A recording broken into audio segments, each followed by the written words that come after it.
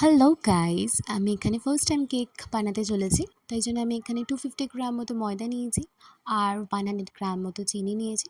চিনিটাকে আমি ভালো করে মিক্সিতে ব্লেন্ড করে নিয়েছি। তারপর আমি ওটাকে ময়দার সাথে মিশিয়ে নিয়েছি। উইকফিল্ডের 1 টিস্পুন মতো বেকিং পাউডার ইউজ করেছি। আপনারা চাইলে যে কোনো ব্র্যান্ডের বেকিং পাউডার ইউজ করতে পারেন। 3 to 4 টিস্পুন মতো আমি এখানে টক দই অ্যাড করেছি আর 5 টিস্পুন মতো এখানে অয়েল অ্যাড করেছি। অয়েলটা অ্যাড করার পর আমি এটাকে এত ভালো করে মিশিয়ে নিয়েছিলাম যাতে কোনো রকম বাম্পস না আসে আর কনসিস্টেন্সিটা যাতে একদম ঠিকঠাক হয়, না বেশি ঠিক না বেশি দিন।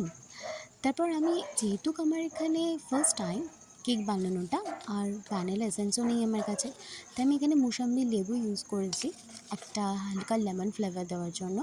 মুসাম্বি লেবুটা ইউজ করার জন্য আপনাদের দেখতে হবে যাতে কোনোভাবেই মোসাম্বি লেবুর সিডস না পড়ে আর যে হোয়াইট কালার লেয়ারটা থাকে সেটা যেন কোনোভাবে না আসে।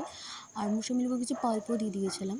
তার সাথে আমার কাছে কোনো বাড়িতে ড্রাই ফ্রুট ছিল না, সামনে কালকে বিপত্তারিণী পুজোও ছিল, তাই বাড়ির কিছু চেরি ফ্রুটস আর কিছু ডেটস আর জাম, তারপর কাজু কিশমিশ এগুলোকে অ্যাড করেছি। আগারোর ওটিজি ইউজ করেছি এখানে আমি বেকিংয়ের জন্য।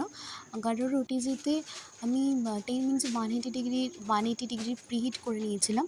তারপর আমি 20 মিনিটস রেখেছিলাম আবার কেকটা দিয়ে 180 ডিগ্রিতে। তারপর টুথপিক দিয়ে টেস্ট করছিলাম যাতে কেকটা হয়েছে কিনা দেখার জন্য। দেখলাম যে একটু একটু বাকি আছে, তাই আমি আবার 10 মিনিট রিসেট করলাম 180 ডিগ্রি। তারপর আমাদের কেকটা তৈরি, ভ্যানিলা ফ্রুট কেক।